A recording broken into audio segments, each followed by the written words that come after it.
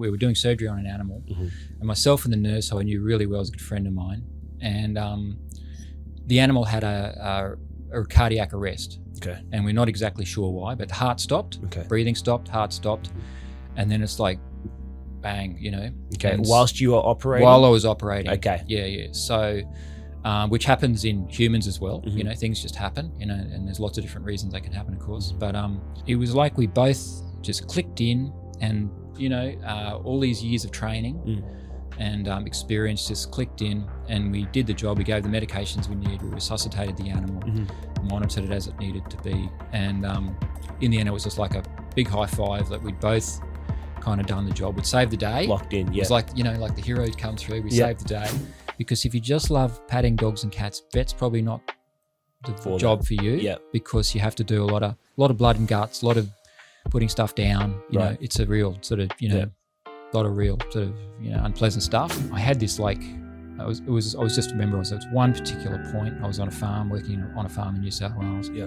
One particular point, I thought, this is it. The only future I've got is loony bin, jail, suicide, something like that. It was just that far gone. But one of the things I came away thinking was, I don't think I'll ever own another business again. Yeah. Because it just doesn't suit me to have all those external stresses. And for me, when I did vet, that wasn't why I signed up to own a business. Because if you go into what they don't tell you in vet school.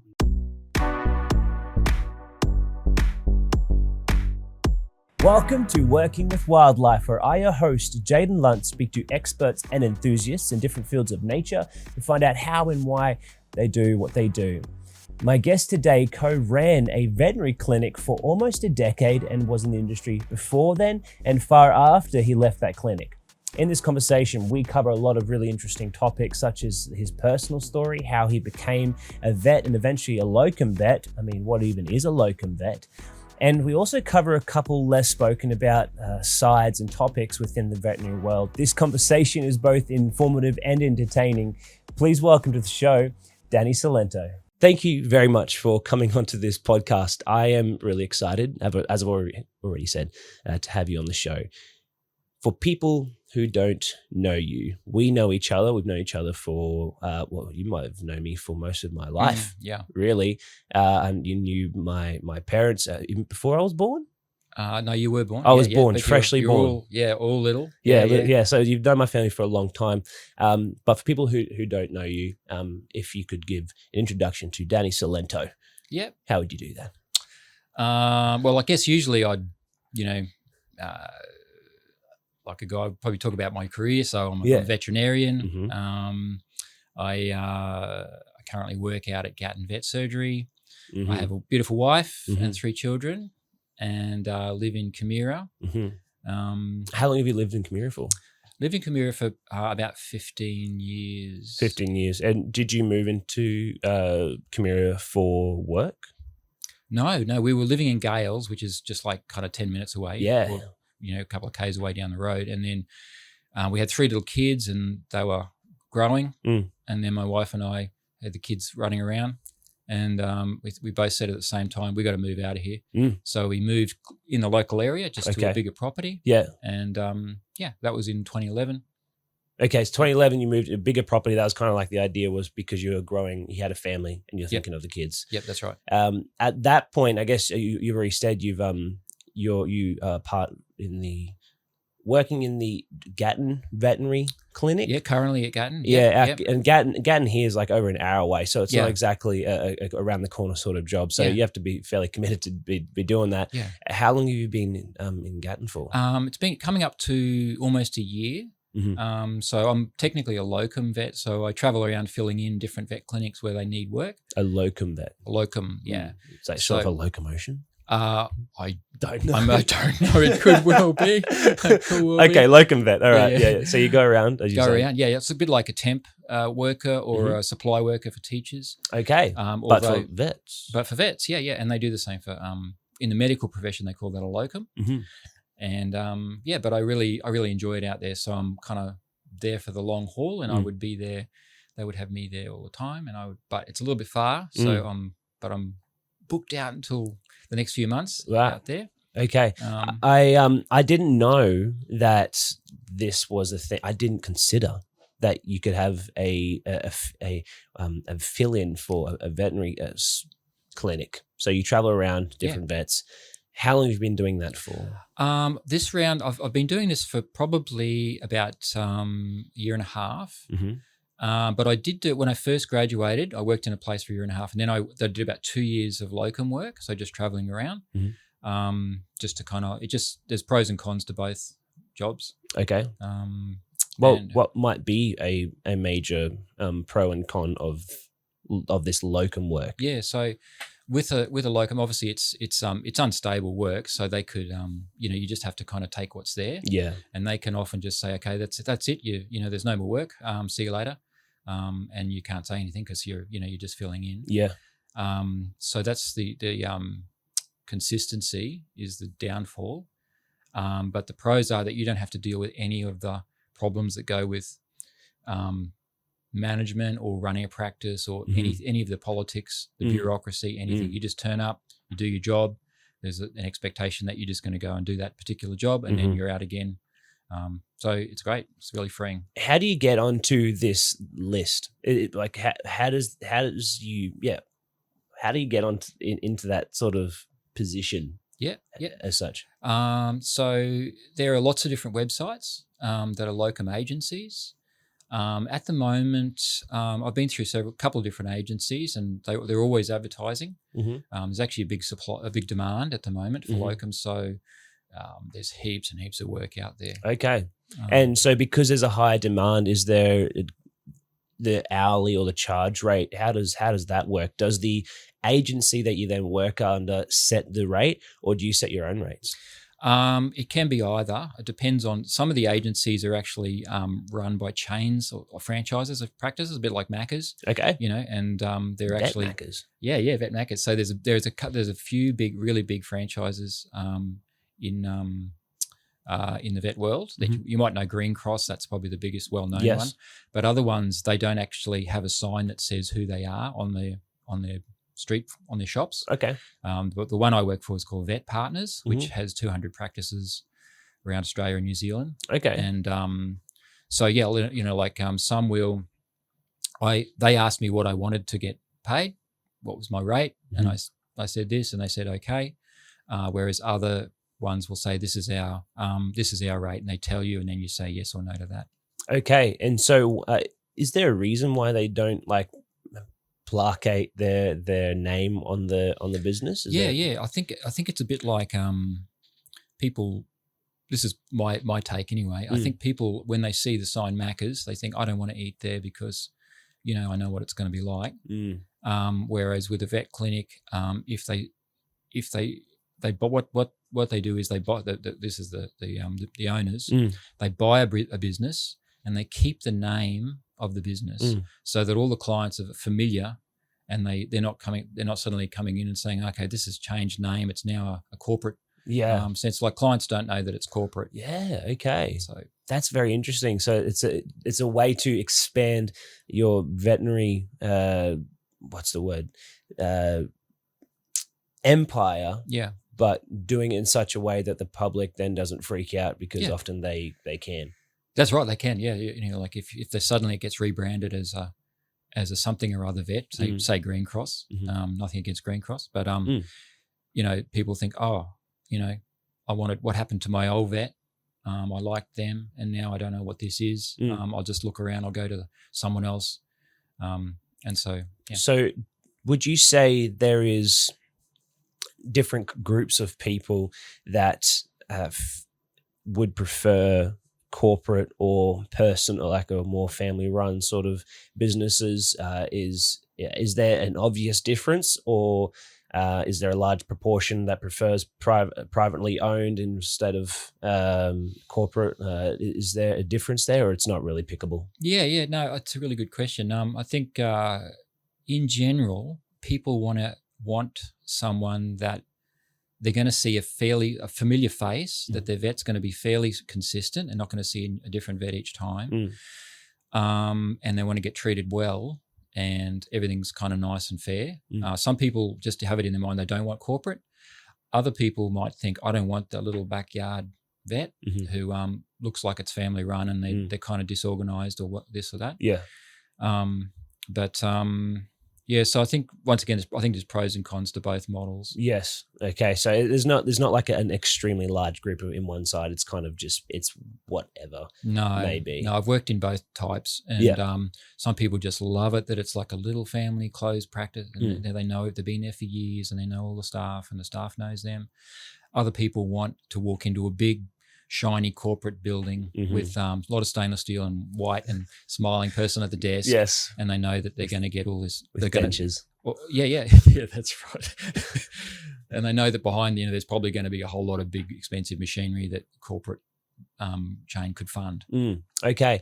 Now you've I haven't really considered that aspect of the veterinary world. Now I do want to get into eventually into your experience in running a veterinary practice. That was you said it was about 10 years you did that. I want to get into that in a moment. But first, what was some exciting moments that you've over the years, with all the experiences that you've had, what is one that really stands out to you? Do you mean in the veterinary world? In the veterinary world, yeah. One that stands out. Well, I guess there's always that sort of saving lives kind of moment, and sometimes it can be like a recent one was.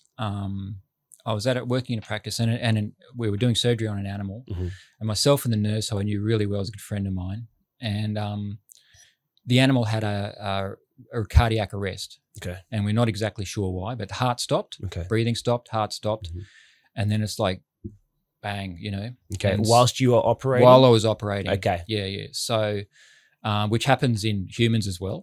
Things just happen, and there's lots of different reasons they can happen, of course. But so anyway, it was like we both just clicked in, and all these years of training and experience just clicked in, and we did the job. We gave the medications we needed. We resuscitated the animal, monitored it as it needed to be, and in the end, it was just like a big high five that we'd both kind of done the job. We'd saved the day. Locked in. Yeah. It was like like the heroes come through. We saved the day,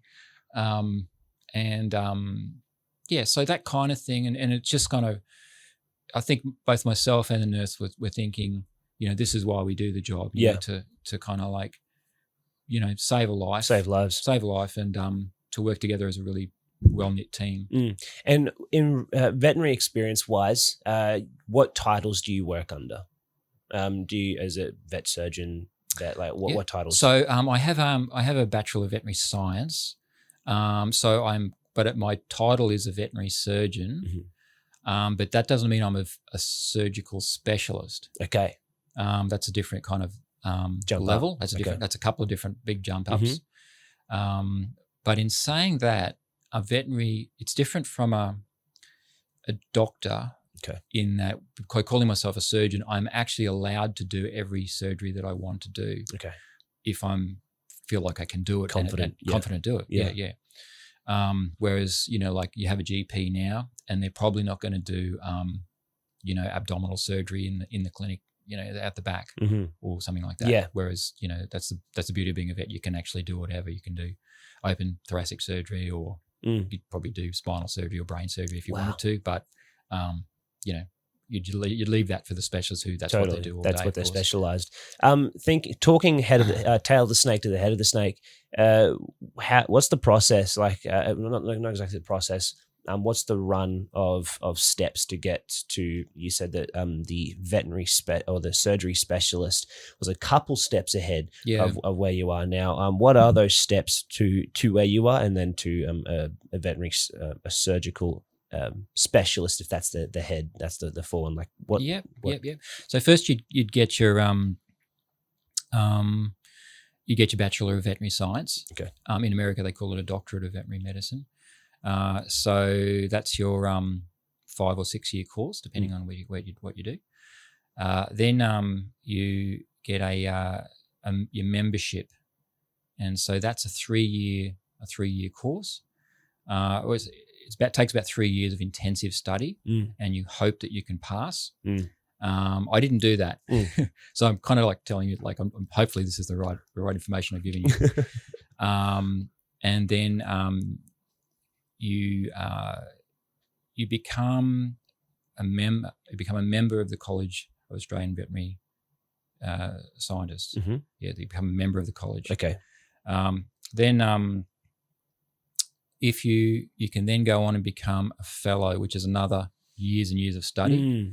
Apparently it's really one of the most difficult things you can do. Yes. You become a fellow of the College of Veterinary Scientists. Yes. So it's a really big jump. But I think with regards to going down that track of specialty, you'd have to be super committed, really called to that kind of life, because that's probably all you do is you're just doing surgery, or you're just doing internal medicine, or one of these specialist fields. Right. Yeah. Very dedicated. Okay. For the years, if someone was wanting or picturing themselves, this is like they want to become a fellow, or they want to get to like the head of the snake. They want to make it to the end, kind of pinnacle moment position. How many years might that take, would you estimate? Well, yeah. So you'd want to. Some of these guys, they take 15, 20 years because they're working. They're kind of building their skills up at the moment. They're getting internships in different practices. But yeah, I'd probably say, if you want to get a fellow, you're probably 15, 20 years. It's really for the old guys to get that. Yeah. So it takes a long time. Yeah. It's okay. Committed, and you have to really feel called to that. Wow. So moving now, I guess, to the. I'm having one of those blanks you're talking about, so it's all good. I wanted to get into your story still. Just there's so much extra stuff I wanted to talk about first. I have a mind blank anymore. No, go for it. Yeah. Moving on from the fellow, 15, 20 years, if you want to get there. Okay, that's a long time. Do you see yourself heading there?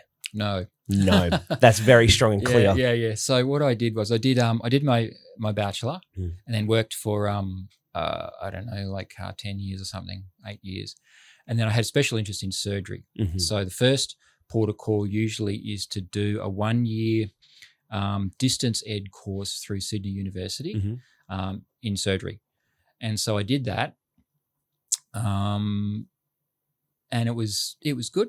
Yeah, it was great. I did well, enjoyed it quite a lot. But my understanding is to get to the next step, which is get your membership. That's like about three times as much work. So about 3 years of work. This is my understanding of it. And then you have to sit an exam, which I believe at the time was like a 50% pass rate. Okay. That sounds pretty low. It's pretty low, yeah. So that's just gives an indication of how hard it is and how picky they are. And I thought to myself, like, I'm doing this job. I'm doing everything I want to do pretty much now. I'm doing lots of surgery, all the surgeries that I wanted really. And, I was starting to get like big blocks of the day where just I would do the surgery because I loved it so much. Do I want to then focus and get this extra degree? And then what do you do then? You sort of go and you try to apply for a job at university, or to be a traveling surgeon, like an itinerant surgeon who goes around to practices doing knee reconstructions. But that's kind of all you do. Okay. And I thought, what about, I like doing skin cases. I like doing pathology, looking down the microscope. I like doing complex internal. Well, I don't love it, but yeah, I like to appreciate it. Appreciate a lot of internal medicine cases. I like doing behavior cases. I like doing all of the other aspects of veterinary medicine, which that would become way on the back burner. And so suddenly you've specialized yourself out of a lot of interesting work. Okay. And sure, the pay might be better and blah blah, but I think for me, I thought because vet is such a really varied job. There's just so much scope, and I thought, what would I want? Like, what would I want to just be sitting around waiting for those 1 or 2 big surgery cases a day? sitting around twiddling my thumbs at university and sitting typing notes when I could be doing a lot of other actually doing it. Yeah. So it was kind of you had a decision to make between the money or the enjoyment of the job. Yeah, totally. And you went for the enjoyment of the job over the money. Not that you weren't making enough or weren't making good money, but the enjoyment of the job was more important. Yeah, that's exactly for right. yourself. Yeah. Okay. Job satisfaction, totally. Yeah. Why was job satisfaction more important for you than working to have more money? Well, I mean, I guess like all of it, probably there's been times when we've had extra cash and it doesn't really, you just spend it on something. It doesn't really bring a whole lot of satisfaction. It's like, wow, I got a bigger car. Wow, I'm eating at a better restaurant. But at the end of the day, you think, well, what was really... Was it worth it? Yeah, the car starts to need a service, and then the next day you're sort of looking for another restaurant that's even better. You're like traveling, like like it's a bit pointless. Chasing money is a bit of a pointless. Yeah, and that's kind of what keeps happening. What can happen, and you didn't want to kind of go down that path. You want to enjoy every day that you worked. Totally. Yeah. Now, being a vet, kind of, you said is quite an umbrella term. And you can be you can do a lot of things under that one term of vet. Are there any like key words that you would use to describe the space of being a vet? Now, I've spoken to vets in the past, and people that work as veterinary surgeons and in this space, but I'm still personally a little unsure of what how you would have a good conversation with someone. Be like, okay, you do vet work. You're a veterinary surgeon. I mean, you do surgery, I would think. You're anesthetist or something. Yep. Are there like three or more, one or more words or titles that would help better structure the idea of working in the vet world? If that makes sense. Yeah. I guess this might picture it. So when I first started, on my first week at vet school, first day actually, might be an orientation day. So the dean took us around the vet school, and we were there talking to him. There was a big poster on the wall, and it said, "With a vet, in human medicine, you become a GP or you become a specialist, and all these different. But with a vet, you are actually." It said something like 40 specialists in one. Mm-hmm. And so you do surgery, you do medicine, you do skin, you do endocrinology, you do x-rays, you do ultrasound, you do pathology. The list goes on and on and on. Okay. So everything that you can do for human medicine, you can actually do for veterinary, reproduction, everything. But with a vet, you just kind of have to do it all, especially if you're in a small country town. Where there's no specialists around in specialist centres, because specialists have only really popped up in a big way in the last sort of 15, 20 years, I guess, in Brisbane. Okay. So it's kind of the reason why it's maybe a bit confusing for myself is because to be a vet means you do so much. Exactly right, yeah. Which is very different to the human world where you have more title specialists. Yep. Okay, but that explains a lot. That makes sense why I keep thinking surely there's more titles that I'm not hearing or not understanding. It's because there's actually one. The vet just covers so much. Yeah. Wow. Okay, that's awesome. I'd love to get into your experience and your learnings around running a veterinary practice. When I found out you did that, I was like, hey, that's really awesome. Like that, there's a lot. I think that it's very technical. When I picture in my head veterinary practice, it looks very technical in my mind. Is there maybe we'll do like an quick overview, small process, and then we might pick out a couple of things that are particularly interesting. To run a vet practice, you have an idea. Bit of an idea. You have an idea, like how I want to run a vet practice. Oh, yeah, have an idea. Yeah. Sure. Yeah. So start with idea. Start with an idea. So from idea to conception, conception, and then to from conception to the years that followed. Could you give a quick overview of what that looked like for yourself? For myself, yeah. So I guess I had the idea of owning my own vet surgery because my dad had owned his own doctor's clinic. Okay. And so I had that idea. So the opportunity came. I did a few years of locum work and working for other people in practices. And then a guy named Mike Hines, who was a friend of mine, said, he owned his own practice in Brisbane in Westlake. Yes. And so he then said, there's an opportunity that's come up to buy into another practice at Middle Park. And so I bought in with him as a partner into Middle Park practice. And it was, so we sort of built that up together. And so I was in partnership with Mike for probably, it's like 14 or 15 years. Okay. Yeah. Running and helping to run that practice. Okay. And I was like a lesser partner. He owned more of a share than I did. So okay. All right. Now, what does it? Good overview. Looking at the specific of what it looks like to become a partner. You've got two people that come together. Hey, I want to do this. I want to do this. What are some of the technicalities of buying in with money?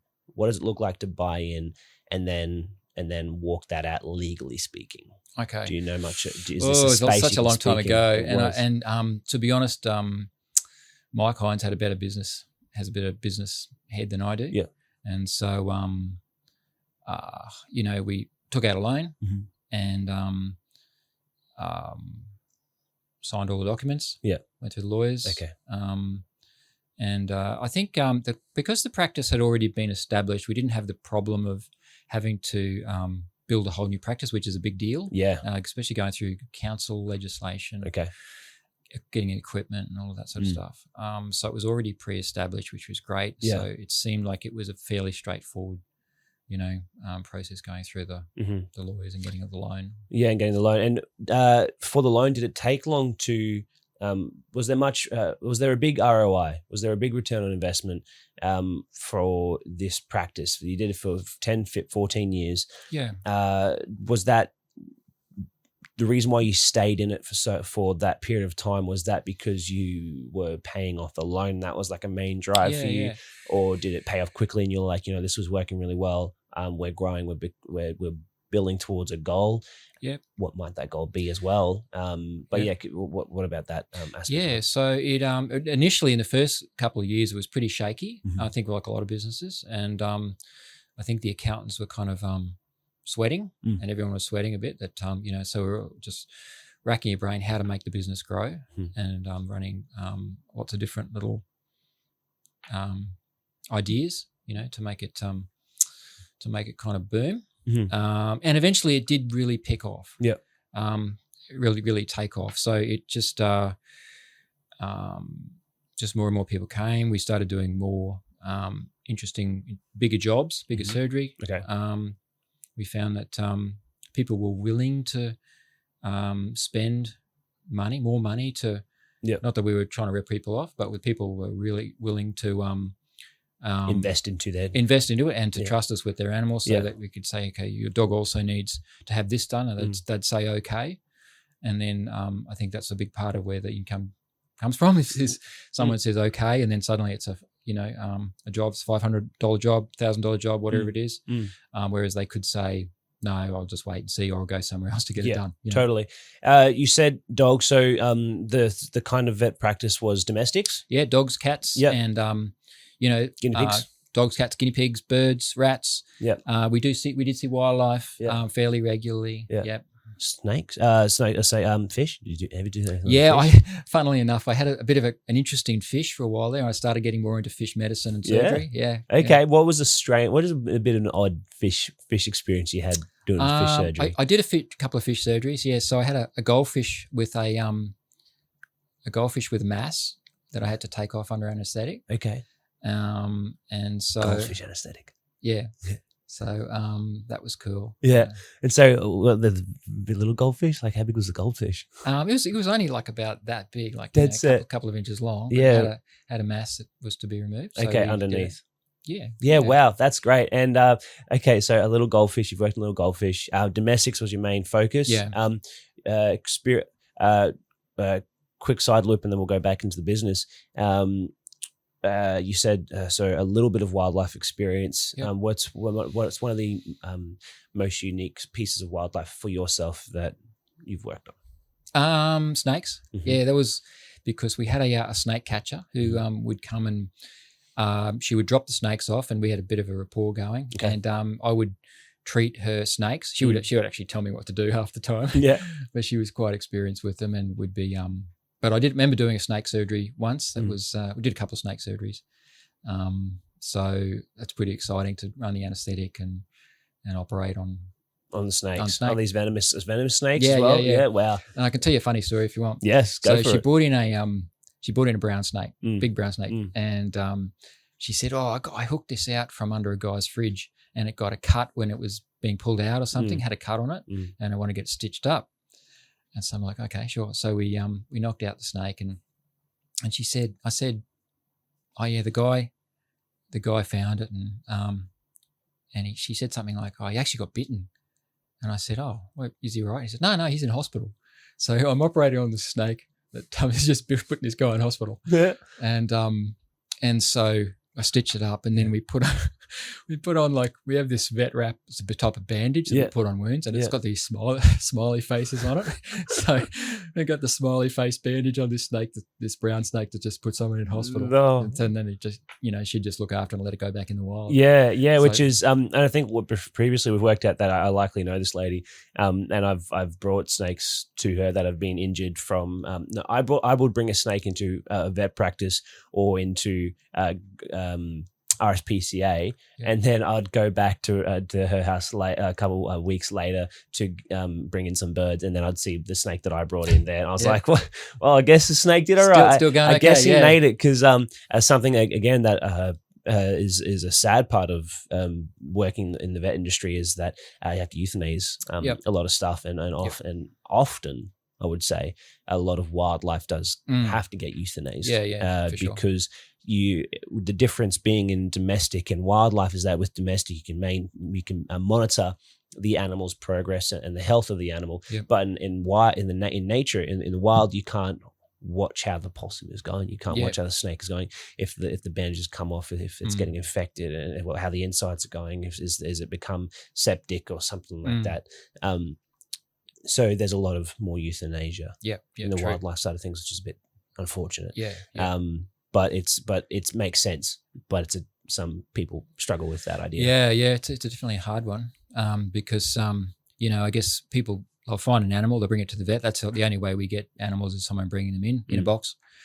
And so if it's a bird, usually they're on the side of the road. They've been flown into a car, hit by a car, and with possums, often they're, wildlife, they're often attacked by dogs or hit by cars or whatever.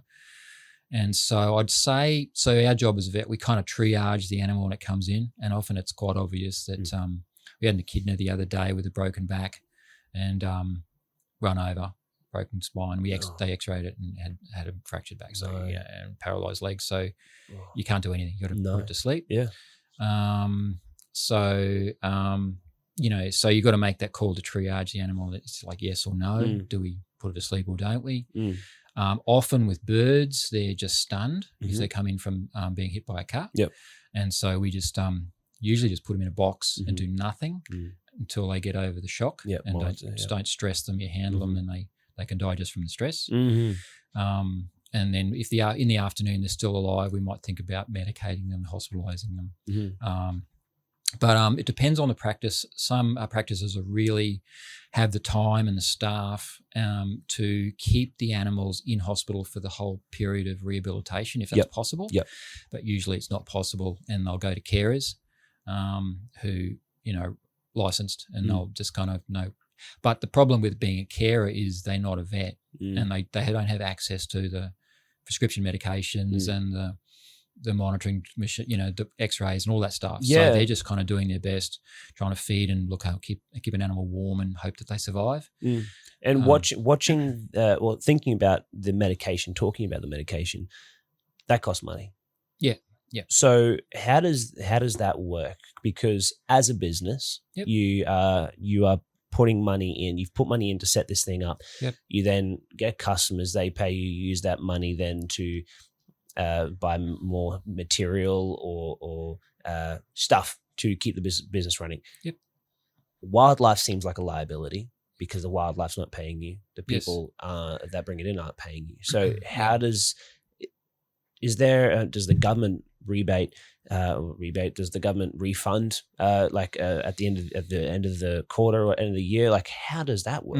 Yeah, it's a good question. Yeah, so we don't get paid for it. Occasionally, a client might donate a bit of money to help. That's pretty rare though, because they've already done their good deed. Yep.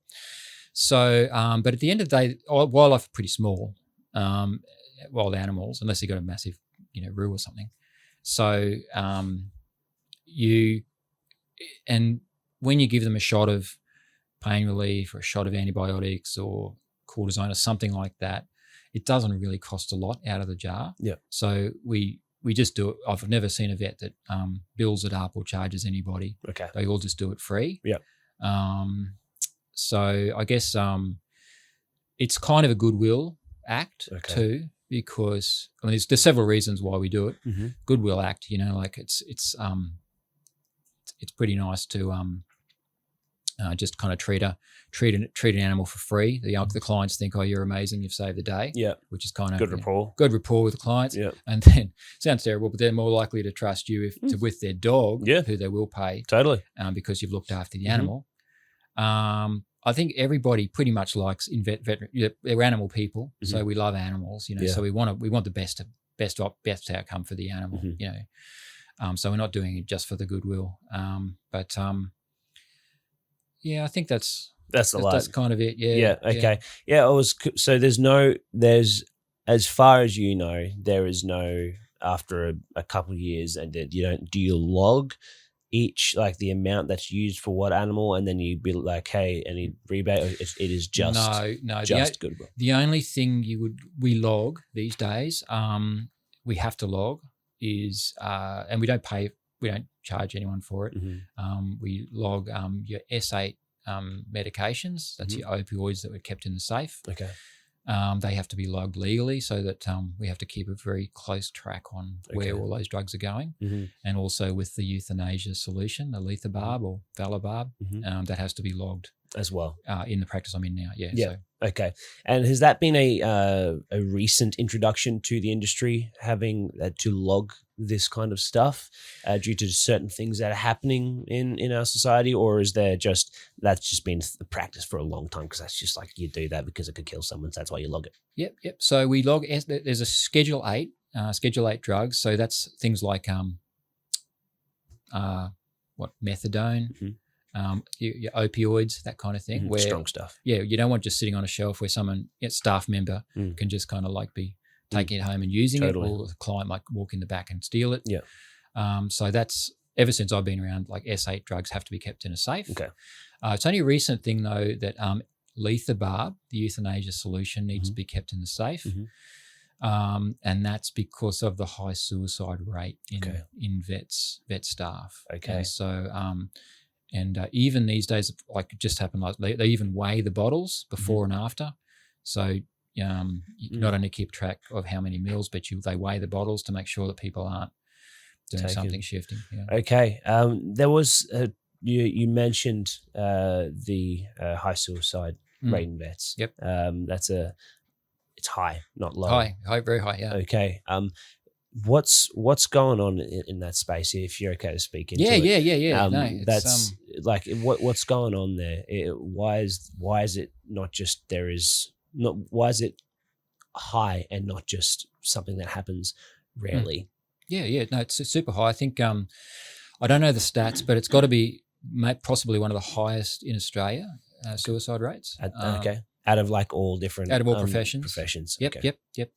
So there's lots of different reasons. I'll give you an illustration, and I got lots of friends, people I know that have committed suicide. Okay. So here's an illustration of what might some of the stresses, a couple of different people. I was thinking about this before. Okay. So this girl, she was in my year. I really liked her. I want to go out with her, but she said no. Okay.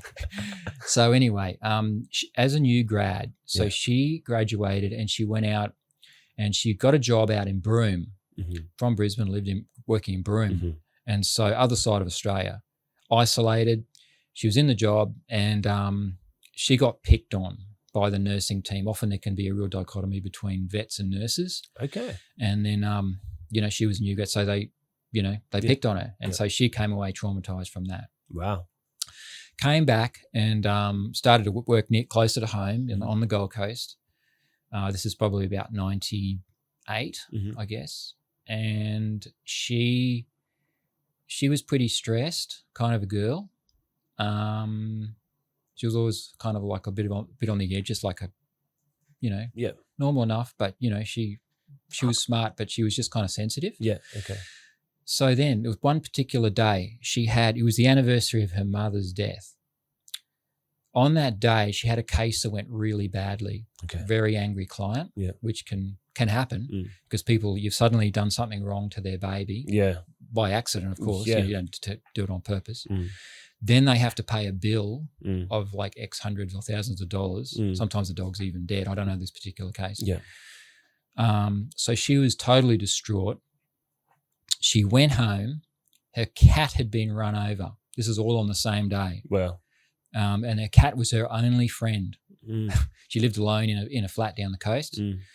And so she said, that's it for me. So she went back and she took the lethabarb from work, took it home and drank it. And so that's one example of some of the stresses you get. So that's for a female, obviously same for a male too. But I had another friend who was one of my best mates and he was really gung-ho. He just wanted to be a country vet, live the rural life. He had the beef sticker on the back of the car, the whole thing. Yeah. And so he worked out west for a while. This is what a lot of vets do. To get large animal experience, they go and work in country areas, even though he was a city kid like me. Yeah. And so he bought a practice. He worked for practice and he ended up buying that practice or buying into that practice, can't remember which. And he ended up even buying into another practice in another town out west. And I was sharing with him, I saw him, years later. And I was saying, how's work going? And he's like, well, you've got all these practices. It's like two practices. He said, on paper, it looks good. But he's basically living under constant debt because people, and he said, this is what my life is. I'll be on call because he's out there, like in the country, you kind of have to service the community. Yeah. And they would try to take turns being on call at night, the different vets from different towns. Yeah. But anyway, he'd get a call 10 o'clock at night, got a calving. So he'd go out and deliver a calf or do whatever it was. He'd be there for hours he'd drive for like an hour or half an hour to get there.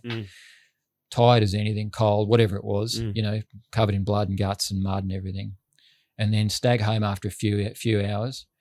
The phone would ring again. I got a calving, someone else. And so this was his life, so then he'd have to rock up and show up at work the next day at 8 o'clock to run the business and run all the staff with all their problems and all of this sort of stuff. So that was his life. He had a wife and little kids, I think. And then later, I wasn't really, I was really detached from him. Hadn't seen for years. Yeah. Then I hear dead. I think they found him hanging in the shed. So that's sort of other stresses, financial, the pressures of these late hours. Yeah. And then the other thing he said was, these people, they'll be calling out and then they won't pay their bill because they're country people. Yeah. In the middle of a drought or something, haven't got the money, won't pay the bill. But they call you out anyway. They call you out, yeah. So there's all this financial thing. Yeah.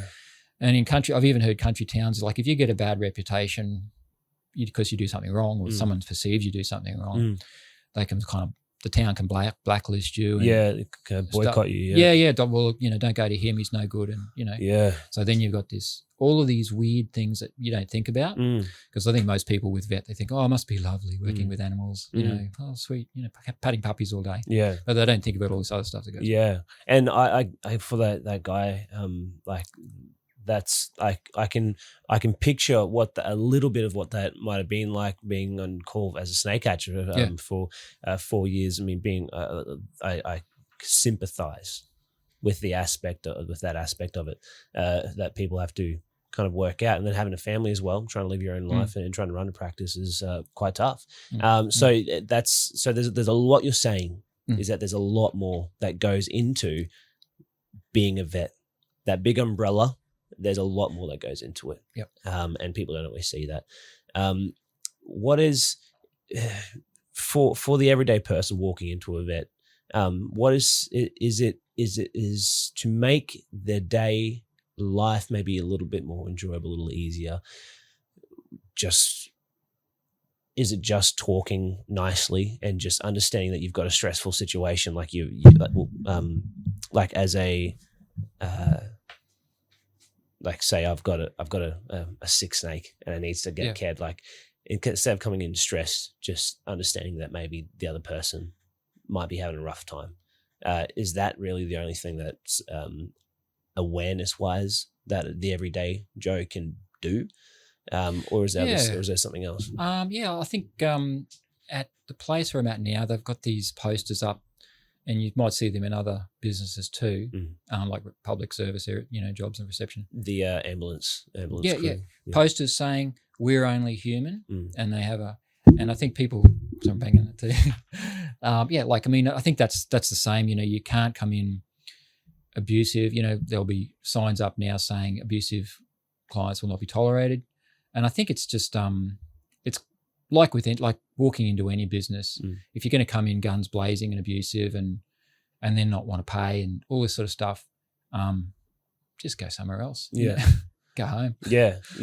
So it's kind of that being others aware and others focused. Yeah, that's right. Which is something we might even get to talking about in your story and how that works in. But that was a longer side road, but a good road to go down. I want to backtrack to the business side of things, the stresses as you spoke about in that last story, insurance wise. And the kind of the book side of things, what can you speak on in that side of running a business? Like purchasing insurance. I think it's really, how that works. Veterinary, it's really vital to have insurance. A practice where I was at just recently they had a locum vet in. The locum did something wrong and made a mistake in surgery and caused an accident that cost thousands of dollars. The dog had to go to a specialist. And they realized that they weren't fully insured. The practice, because the vet said, oh, look, no, it's not. They kind of just threw her hands in the air. Oh, no, you sort it out, put it under your insurance. I'm out of here. Because they were a locum. They just kind of, said, I'm never coming back anyway. Wow, okay. And so then, the practice then looked into its own insurance, public liability and professional indemnity, and realized they weren't covered adequately. No. And so they had to foot the bill for this big medical expense. Fortunately, the client didn't press charges because they were a nice client. Yeah. So, but it's vital if you're a vet, you've got to have insurance, especially if you're a locum vet, you're traveling around, you've got to have yourself covered because stuff happens. It's actually, you can't control every factor, even when you try. Insurance wise, does it look like every other insurance? Is it expensive insurance? Is there $400 a week and you're covered? Oh, no. How does that work? No. I think I don't know what I'm paying at the moment. It might be like $800 a year. Yeah, it's pretty good. Okay. It's just part of the gig. Part of the gig. Yep. Other bookwork. Talking so about 800 a year, that's actually pretty good. That's better than car insurance, and I feel like it's almost maybe a little bit worse having for I would have thought that veterinary insurance would have been more, so that's cool. Book wise, we kind of started off a little bit of the story like you had the idea, you wanted to, your dad ran his own medical clinic. Yep. And then you're like, hey, that's something I wanted to do. For yourself, what was it like searching after that and looking for the opportunity and having the plan, creating the plan? What was it like for yourself? Yeah, I didn't have to look because my partner, Mike Hines, he's got a great mind for business. He's always thinking forward. Yeah. Whereas I'm kind of like, I don't really have a business mind. Yeah.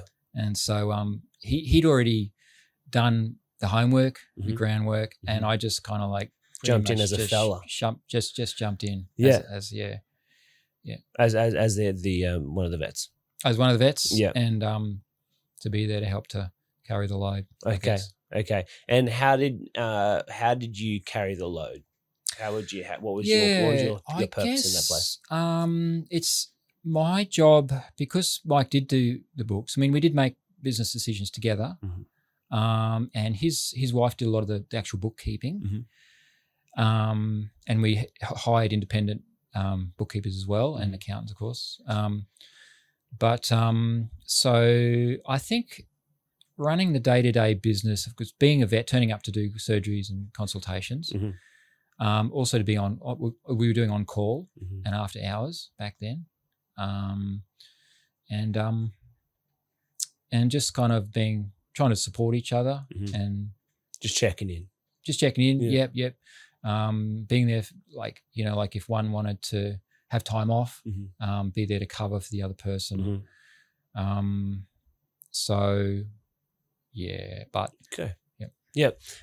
Within those 14 years, what were some vital learning experiences for yourself that helped you become a better business owner as well as a better vet?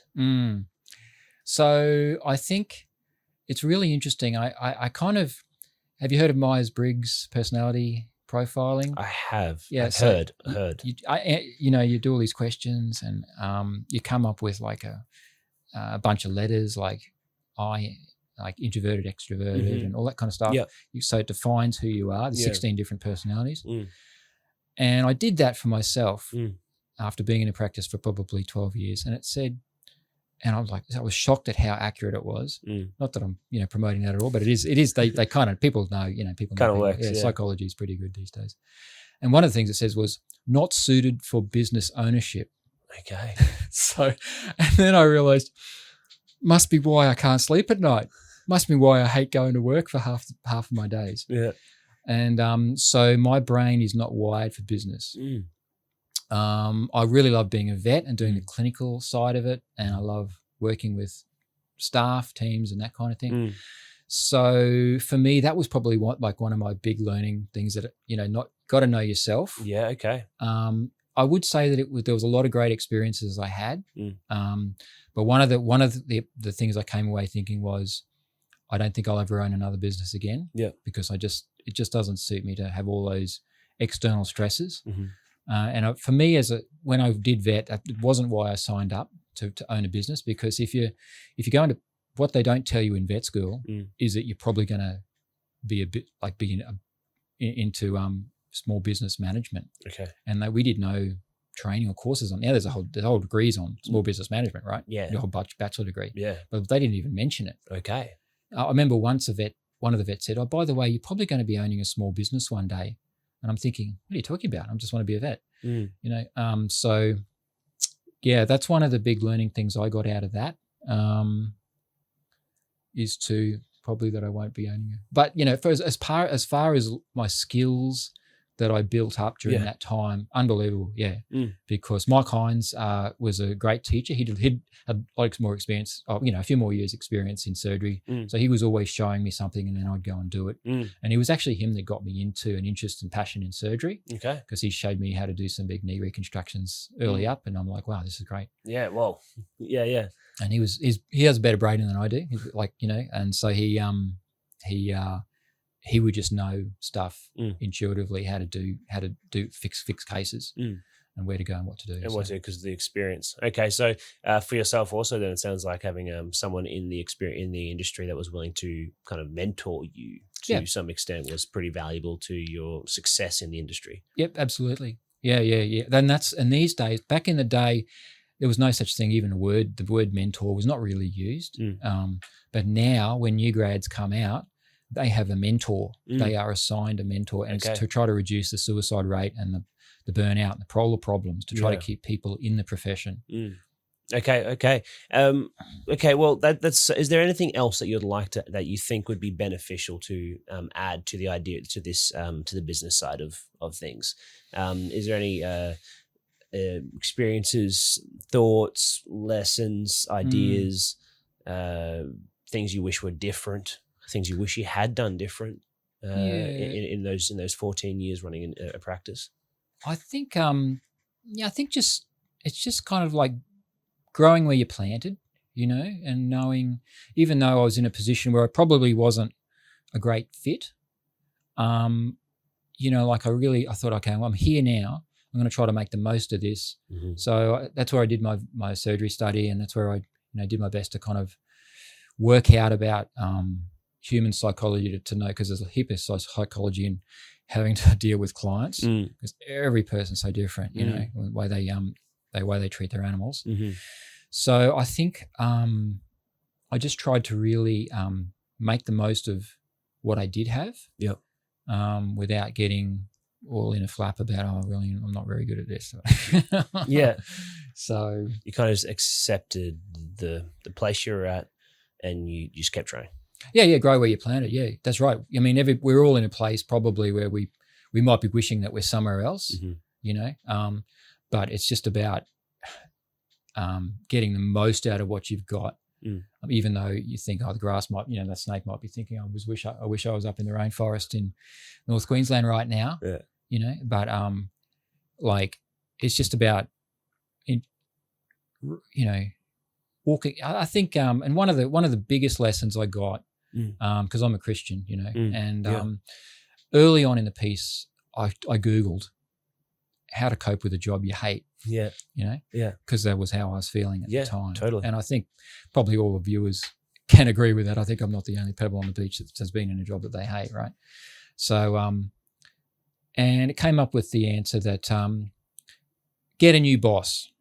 So if you make God your boss, not the person that you'll have to answer to, if you make God your boss, then he's the perfect boss. And no matter where you're at, he's going to lead you in the right direction. Yeah, okay. So we're going to probably even move into that, kind of like your life and what that has been like to those small moments that have led to big outcomes.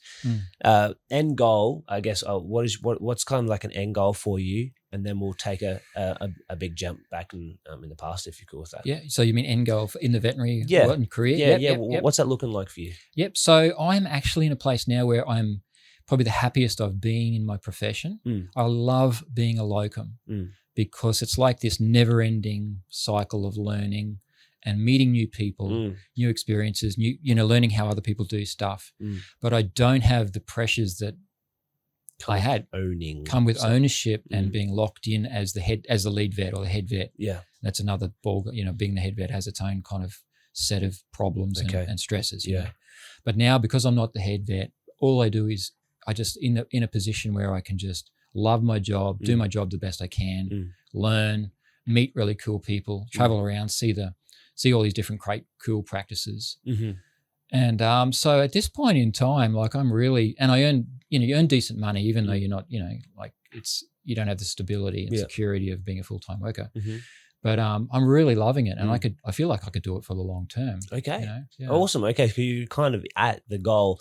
Was this always a goal that you had, or has it become a goal that No, it had no.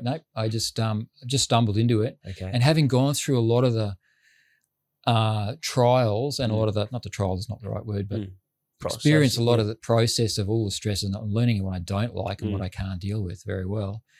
Suddenly to be in a position where this is like the dream job, So if I don't have to do this, I don't have to do that. This isn't affecting me like that. And now I'm in a position where but for other people, a lot of vets will say, I would hate to do your job. It would cause me so much stress because you're just having to learn new stuff all the time. Yeah, okay.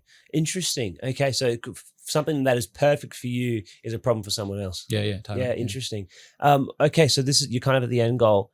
jumping back a little bit more than a little bit, would be what was your younger years like?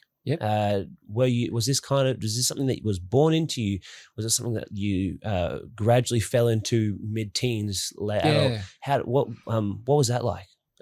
So I was thinking there's probably a few key moments that got me into it. Now I'm sort of from a family where, okay, my dad, 2 grandparents, 3 uncles, 1 aunt, 1 cousin are all doctors. Wow. So a big medical family. Yeah. And so I sort of thought, maybe I'll go down that track as a kid. But so, and this is like kind of real, like just between you and me, all right? These are some of the key moments that formulated because I was thinking about it. So when I was about 5 or 6, I was in a pool swimming, like little kid, and there were beetles floating in the pool. Okay. Right. This isn't a very good story, but it's one of the stories along the way. Yeah. And at that age, probably like a lot of boys, probably not so much like a lot of girls, you have a curiosity about that sort of about life. And I thought, what will happen? So sorry in advance for this story. What will happen if I hold this beetle underwater for a long period of time? Yeah. And then, so I held it under and it's moving on my hand, and then suddenly it stops moving. And I'm like, what? Oh, it's dead. So I'd held this beetle underwater until it's dead. I thought, oh, okay. So I tried it again, and then it died again. And at that point, with a different beetle, obviously. Not the same beetle. It's a Jesus beetle. So, but then I had this feeling like, oh, I've got this control of life and death over things. But then I had this really yucky feeling coming in, thinking like, there's something really wrong about this, just to killing things for fun.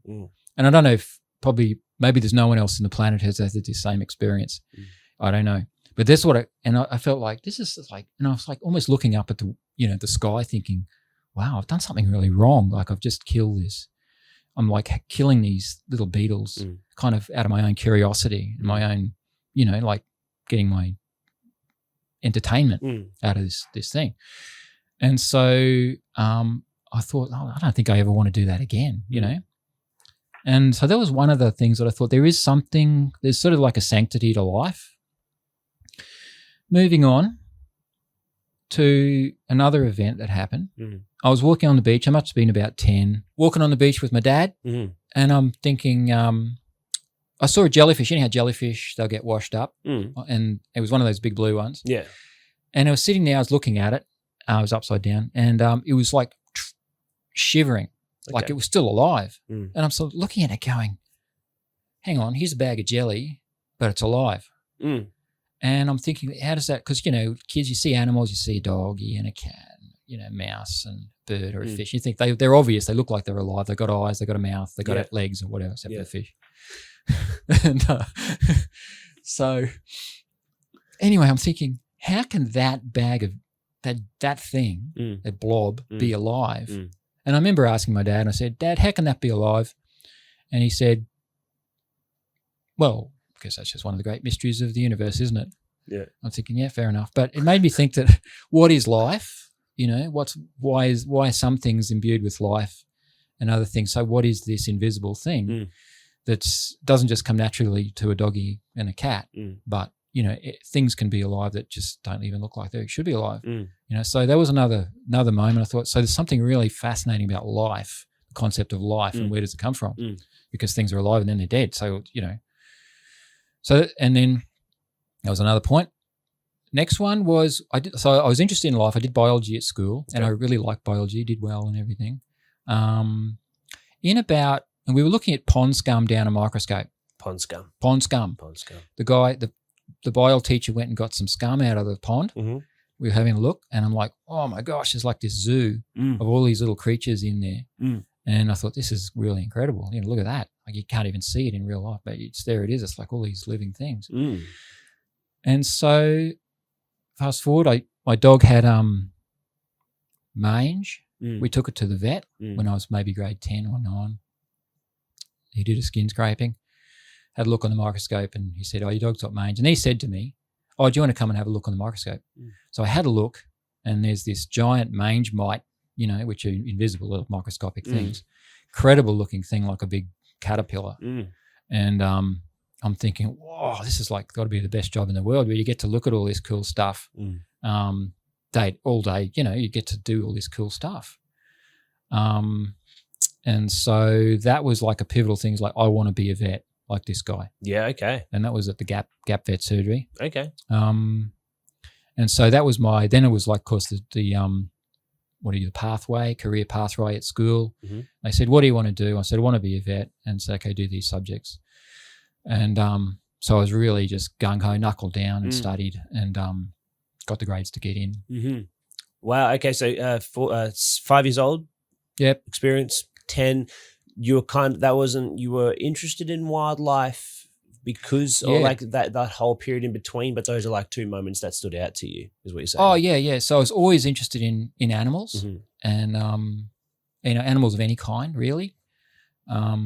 But it's like biology sort of opened up this whole world of just the study of science and life. Sort of means, I guess, biology, study of life. So, so I just became just hooked on biology. Yeah. And then at age 10 is when you, as far as you can tell, was the moment that you decided that you want to be a vet. Yeah, totally. Yeah. From that point on, what did your decisions and life look like from then? Well, I just knew I had to study really hard, and so I. You knew you had to study really hard. Well, how did you? It was because people told you that you had to study, like it's a hard work, or well, vets, it was just obvious. Vets was almost as hard to get into as being a doctor. It still is. It's almost the same score. So I thought, I can't muck around, and I better just really get good marks. So was this something you realized at 10 years old, or a little bit later? Because I was like, that's pretty big stuff for like a 10-year-old. Be like, okay, I've got to study for 5 years of my life. I mean, I know at my age 10, I was not thinking of that. Yeah, I think I always was a pretty good student. Yeah, and so you're aware. Yeah, I think stuff. Yeah. I just always was. But then I realized in senior, I better really pull my socks up. And, okay, so you knew in about seniors when you realized that you really need to study. Okay, so moving forwards from there, what's your path looking like? What's your life decisions really? Yeah. So that's right. Yeah. So I and I studied hard and got the grades to get in to vet school and went through from there. Yeah. Okay. What age did you get into vet school? I was 18, I guess. 18. And that's the young. You have to be like 18 and an adult to get into vet school. Yeah. It's like. After you have to have your high school certificate, so which is usually when you're 17, 18, and then I just went to several times divorced, having a lot of multiple relationships. I'd be probably an addict if I'm still alive. Yeah, I would not be a vet, right? Because I wouldn't have been able to graduate, get my head together enough to even graduate, let alone work for someone and hold down a job. Okay. 100%, I would be kind of like a homeless kind of figure. Okay. Because I was at that point in my life anyway. And until this event happened, this whole sort of Jesus thing. So from then it kind of led me to rehabilitate my everything I did, the way I thought, all my relationships. I had to reconcile, forgive, say sorry to people. Okay. So it just restored everything that I'd sort of thought was lost. Okay, so that was a really like a very big change in your life. Yeah. It's a moment in time that then allowed you to potentially be alive. Yeah. But then also live in an industry, and now you're at this goal of yours that you're really enjoying, and you can't really see much further past this in regards to changing. Totally love what I'm doing. What you're doing. Love my family, wife. Yeah, and everything. Friends. Wow, that's great. That's more than great. It's a life-changing experience that you've had, and that's fantastic. With this end goal, you don't want to go any further. Maybe that might change. Potentially might change. Who knows? Okay? Never say never. And the whole thing, never say never, I didn't realize was such a it's such a real thing. Like, because there's so much possibility it's kind of crazy. So to never say, you never know what's gonna happen. You really never do. It's crazy. Life is quite something like that. I think we kind of spoke about a little bit of if someone was to get into this end goal of yours, which is being a traveling vet. Yep. What are some steps that people can take to get there? Well, I think if you wanted to get into the veterinary industry, what a lot of people think is, I love animals and, I just love, but I think probably like yourself, it's more the biology behind it, the science, and because if you just love patting dogs and cats, vet's probably not the job for you because you have to do a lot of blood and guts, a lot of putting stuff down. You know, it's a real sort of, lot of real sort of, unpleasant stuff. Yes. But if you love the biology and the science behind medicine, getting into the whole, like the medical world, like treating illnesses, the study of illnesses, then I think it's a really good profession for you to be in. I've even talked to one of the big vets here who owns multiple practices. She says when I interview nurses, she says if they just say, I just really love dogs and cats, I love puppies, and she doesn't actually employ them. Right. Yeah. Okay. And there's people like that, obviously like that. They just believe that. Yeah. Like your classic little, like a little girl who says, I just love puppies so much. I just want to be a vet. It's not really about that. It's a different job. There's more to it. Yeah. There's a depth there that people are missing. Some people are missing. Some people are missing. Yeah. And I just remember then, I wasn't one of the guys that like puppies and kittens, but I worked at, I did one of my first work experiences was at a veterinary surgery that you worked at back years ago, about a decade ago maybe, which is a bit crazy. I met for a week, and you didn't put me any. I didn't fix any cats or dogs. So any dogs out there, any problems, not my fault. That was interesting. Like, it was a small veterinary vet practice. What was that part of your life? What was that space? That wasn't the one you were running. No, I was working for that person. Yeah. So you were working for that. How long were you there for? I was there for a week. How long were you there for? I was there for 10 years. Yeah. And it was a small family practice, and had a specific sort of faithful clientele in a lower socio-economic area. Yeah.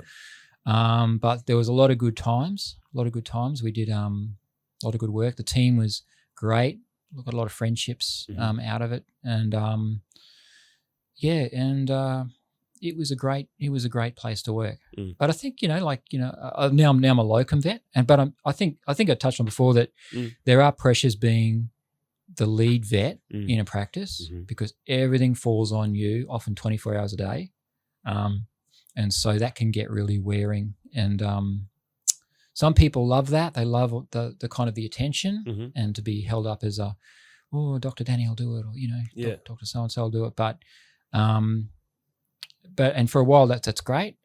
But I think there's also a lot of pressures that you get, and a lot of people in any industry, people can form unrealistic expectations that suddenly you're this savior and you can fix anything. You can do anything, and so when you can't, and one day you get a reality check. And they realize this is, it's also it's going to cost a lot of money, money when you put a dollar sign on things.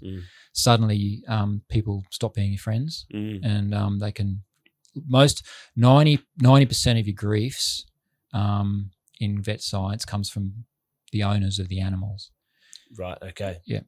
Because you said the phrasing you use when you put a dollar sign to things, people stop becoming your friends. Then they kind of. Why do you think that is? I guess, and I will. What might be the reasoning behind that? I think because people, it's very rare to find someone who is unconditional in friendship. That they're not wanting, at the end of the day, wanting something from you. Yeah, you know what I mean. So people act. In any profession, I'm just not saying this is just. I'm sure it would be in any profession. People can act so nice, until you trigger what you haven't given them. It's like, I thought you were going to give me a good deal on this. Yeah. Or I thought you could thought you could fix it. I thought you'd be there for me. Yeah. At 4 or 5 p.m. on a Sunday afternoon, things like that.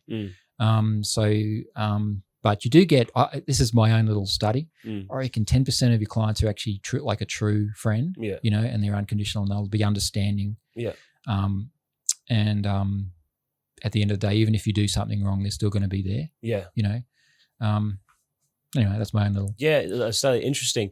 But the sounds of it, sounds like that's what you've obviously, it's your studies you've experienced. So 90% of your experiences has been with people that have had unrealistic expectations of you, thought you'd do it cheaper, thought you'd do it differently. Yep.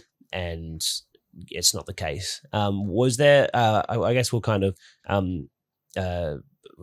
just as we prepare to land the plane a little bit, I'd like to hear just some pointers, if things you wish you maybe had known previously when you were younger, that kind of visionary, past vision idea regarding the vet or in life in general. Yeah, regarding the vet space, and if someone help something that would help a person narrow their focus potentially.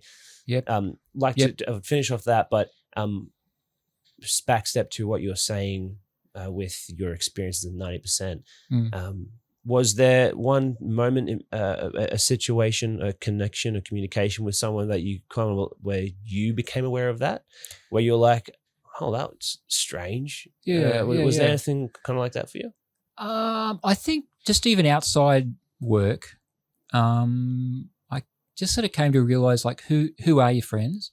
Like in friends if by definition are kind of unconditional. They're not the people that walk in front of you. They're not the people that walk behind you. You're not leading them. You're not following them. That they're walking beside you, and then they got your back. They're not out for something from you. And I just sort of was looking at that across my life broadly at a particular time, and this is maybe 8 or 10 years ago. And I thought, hang on, because there was a situation where we moved to a different setting, and because we'd moved, a lot of people who I thought were my friends didn't like we'd moved. Okay. And I thought, hang on. So then it made me think, well, who are your friends? And whereas about 10% of people didn't care that I moved to a different setting. It's a good question to ask, but yeah. Yeah. And so then I started to kind of apply that to work and have a look at work. And I noticed that probably about 10% of clients were kind of like, you could kind of do or say anything and they'd still be kind of like a friend. Understanding. They'd be understanding, yeah. And they're not kind of like, they don't have this hidden kind of agenda that's really like, well, you're supposed to be doing me a favor here, or something like, or even vice versa. So, yes. So I realized that everybody, 90%, not everybody, but probably 90% of people have a button that if you press that button, they're no longer, they're going to not be your friend, and it could be that just whatever it is, whether, as I say, it could have been whether you charge too much, or you didn't. Oh, you thought you were going to phone me when this is over, and so in their mind it's like you betrayed me. Whereas other people who might be saying, okay, it's fine, cool. Overlook it. Yeah, move on. Yeah, okay. So that means a very interesting side study that you've had. Yeah, that's cool. Thank you for sharing your information. That idea, that study of yours, and also can't verify that. No.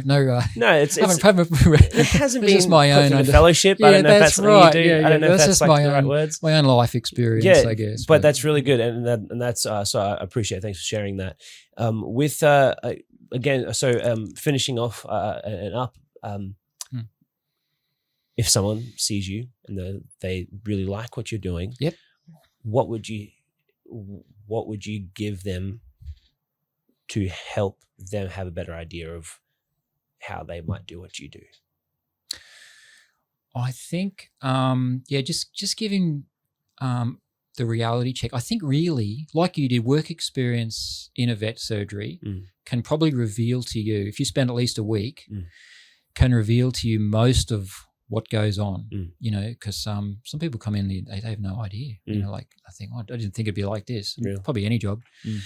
because there's a lot that goes on behind the scenes. Yeah. And but if you can do work experience at a vet surgery, that is, I know that in Brisbane or Ipswich they do it like grade 9 work experience. I think grade 10, even later. But if you can do that for a young person, that is everything, because you can realize, hang on, this is really not what I thought it was. Yeah. And other people think, well, I'm only here because my mum made me come, but I love this, and they'll be committed and just for life, because suddenly you get them involved, saving an animal or treating an animal, or to wake something up, seeing life and death in behind the scenes. Yes. Then they're like, wow, wake something will just kind of just waking up in their mind, and they'll think this is it. Yeah. So a big thing is to get the experience. Yeah. And how super basic, how does someone get work experience? Through the school systems, high school systems are probably the number one place. But outside of that, approach a vet surgery. Yeah. And say, just go up to can I do? And some of them will say yes, some say no, we don't allow that, or there needs to be insurance cover, and that's just find somewhere else. Yeah.